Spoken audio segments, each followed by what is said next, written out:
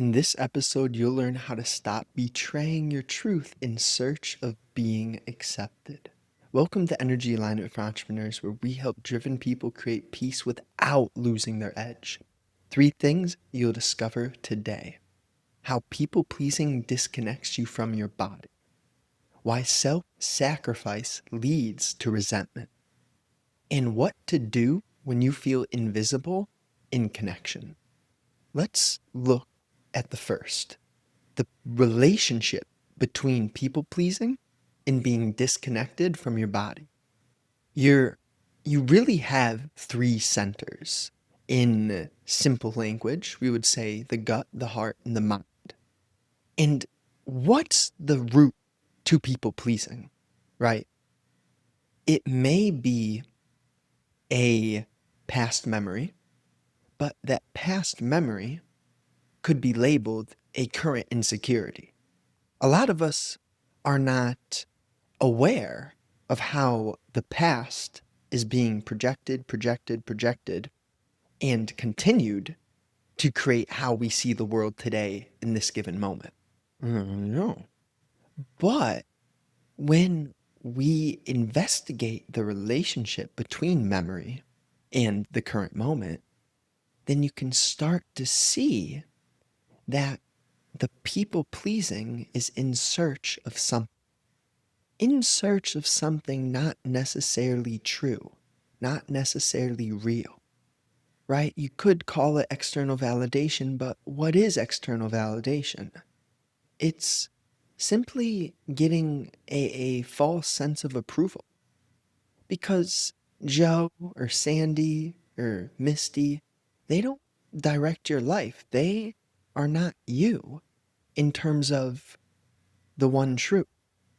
What I mean when I say that is, although we are all connected, the way that you unravel what your destiny is meant to be isn't going to be through conforming to outward societal or traditional terms. You're going to have to investigate your internal relationship with yourself.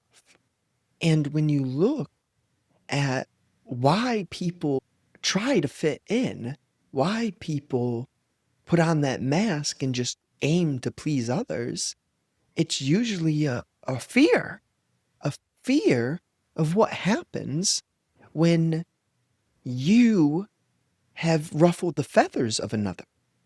But the beauty of life isn't in conforming.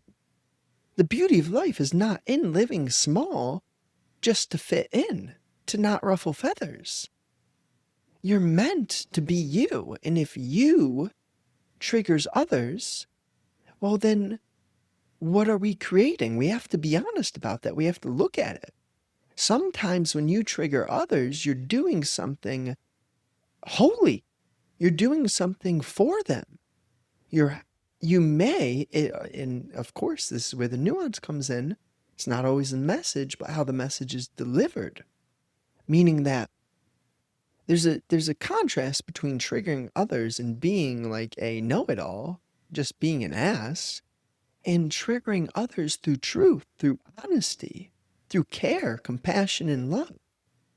Meaning that you feel what they may not be able to process, but you can feel their energy. You can feel what's there.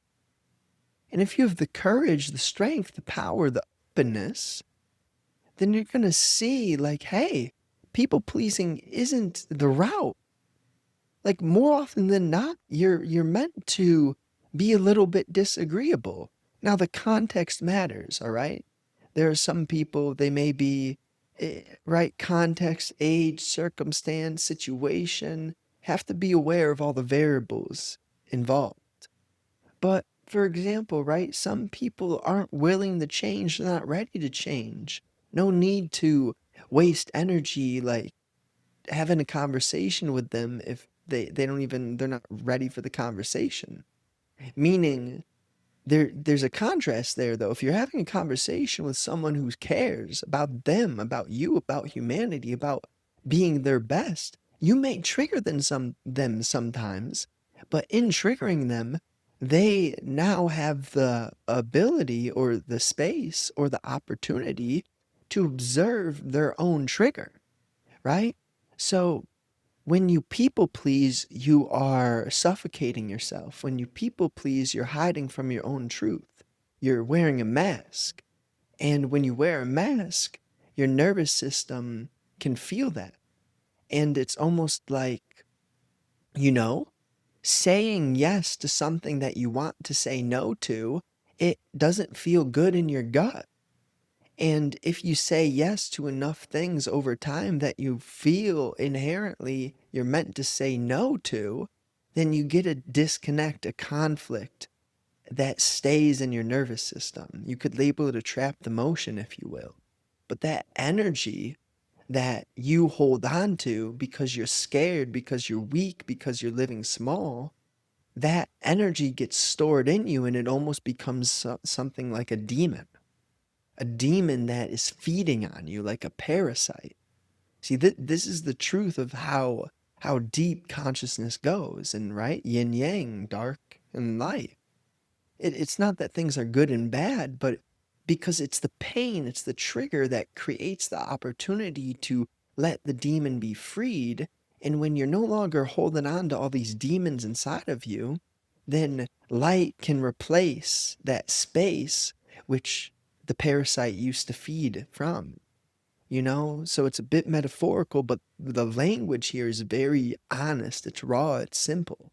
Like if you're genuinely just listening to these words, I'm sure that your heart, your being, your consciousness can deeply understand what is being communicated here. So it's extraordinarily important for us as humanity, as individuals, to not conform, to not just try to fit in, because that creates a bodily disconnection, and your physiological health is related to your psychological health. I know you've heard people like Dr. Joe Dispenza, RJ Spina. There's multiple individuals on this planet who have healed things that the doctors have said to be unhealable. How is that possible? Well, science doesn't know everything. Science is beautiful. Science is necessary for the religious mind. See, the religious mind, it carries a scientific precision and diligence and discernment. But the scientific mind isn't always open to religious truth. And see, that's the contrast. The scientific mind does not have the religious mind within, but the religious mind has the heart and the science within, the punctuality of the material realm, which is necessary. We need engineers, we need bridges, technicians, you know, et cetera, et cetera. The list goes on. We got a lot to be grateful for, but we got to be connected holistically to move humanity forward in relationship to uniting, to being one, to communion. So, why self sacrifice leads to resentment? It's very similar to what people pleasing does for you, right? Because you're suppressing things. And when you suppress things, you create resentment because you're not being honest with yourself or others, right? And this is why a lot of people are angry in our world. It's because they suppress so much, they distract so much. They don't take the time and the energy to be honest, to sit with their own psyche, their consciousness, their actions, their behaviors, to understand what they're creating, right? So when you sacrifice yourself, see, this is a little bit paradoxical, but what you have to do to be truly self-led is to be selfish. You got to cover your foundation, your fundamentals, take care of your body. Do the simple fundamentals to being a healthy, energetically awoken, aware of the vibrational frequency which you perpetuate into the realm. And, if you do that work, then you'll feel the resentment before it gets trapped and becomes a demon. You'll feel that energy, you'll be able to let go of it and learn. And as you learn, your behavior changes, your psyche changes, your cells recalibrate, and then you no longer follow these weak patterns which have been conditioned into your psyche via past memory projecting into the current moment. And then you no longer sacrifice yourself. See, there's there's a big difference between living a holy life and being free of self and sacrificing self. Total different. Two, there's a contrast there. And living a holy life means that you're free of resentment because you squash your own demons the moment you're aware of them. And to create a sensitivity within your vessel, within this being, it takes, I wouldn't say time. That's not what it takes because it can happen instantly. But to nourish yourself, you kind of got to live a holistic life. So time and thought are limited. Time and thought are necessary. Too much of a good thing, it gets rotten. Now, what to do when you feel invisible in connection? This is a little, let's break down the verbiage because you cannot feel invisible in connection. So, what do we actually mean when we use this verbiage? And it is probably like that some part of you is seeking a form of validation, confusing the validation with connection, right? Because a lot of people talk to each other, but they're just thinking and reacting. It's kind of like two headless chickens just squawking. That's totally different from two individuals wholly present listening. Void of reaction, void of memory projecting into the conversation. So the former, though, that's what creates the smallness, the weakness, feeling invisible, if you will, because it's not connection. So this is the thing. We have to read between the lines of what is actual connection, and real connection is void of the self, void of self-interest, void of motive, void of reward and consequence. True connection is in that moment you are fully present and the ego, the I, the memory, the thinking is just quiet. Your mind's unoccupied in communion with another. That's true connection. Has nothing to do with feeling invisible. But the feeling of being invisible is so often going to be created via desire, via insecurity, via memory projected into the moment. So the work here is embodying the light via noticing the dark. You notice the dark in yourself, and the light recalibrates that darkness. But you can't act like you don't have illusion within. And you can see the level at which an individual is playing this realm through by the words that they choose to use. Right? I'm very particular with the language that exits my mouth because I know that the tongue gives you away. So each word that I utter, I'm doing my absolute best to speak in an essence which is free. Now, I can't force this. This is the part of the work where you can't like seek to be holy. That's bullshit.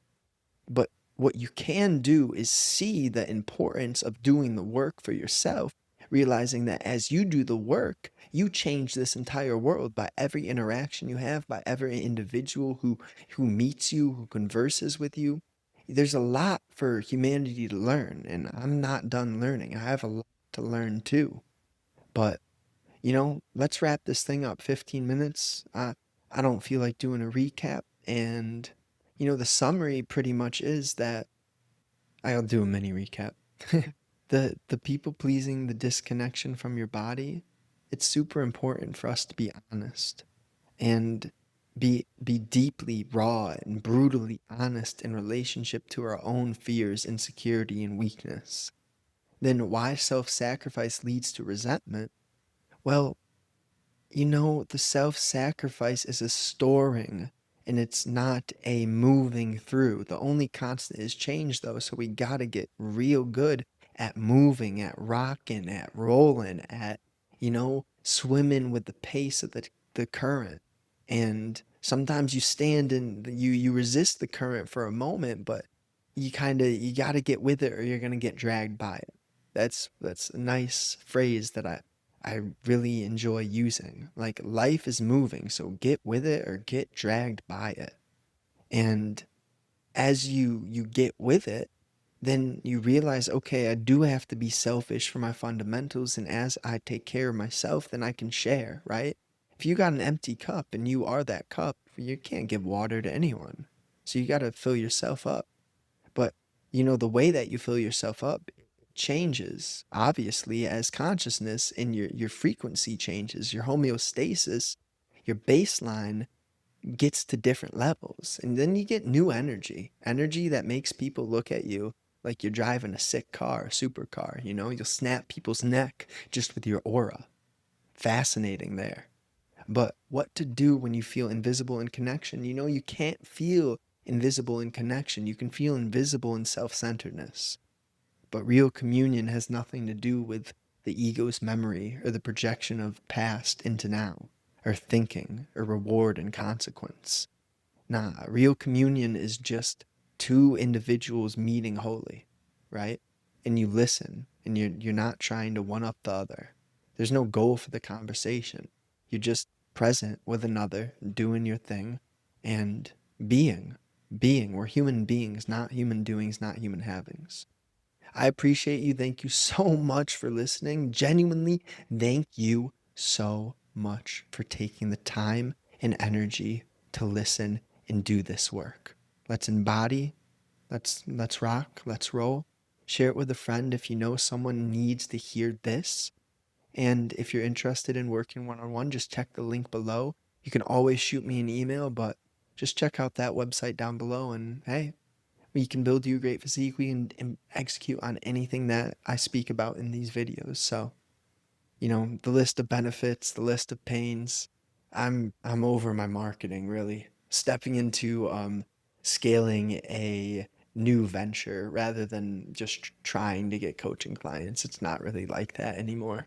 Because I know what's going to happen paradoxically is when like I don't have the time or energy for coaching clients, like I'm going to get an uproar of mm, interest. And that's just the way that the universe works sometimes. And I'll take on a few clients, but I'm not seeking clients anymore. One bit. You guys can come to me, and if you're interested, if you want to make your life better, if you want to make things happen, execute on what we speak about here, I'd love to do it with the right individuals. So speak soon. Have a wonderful day. Love you. Let's go.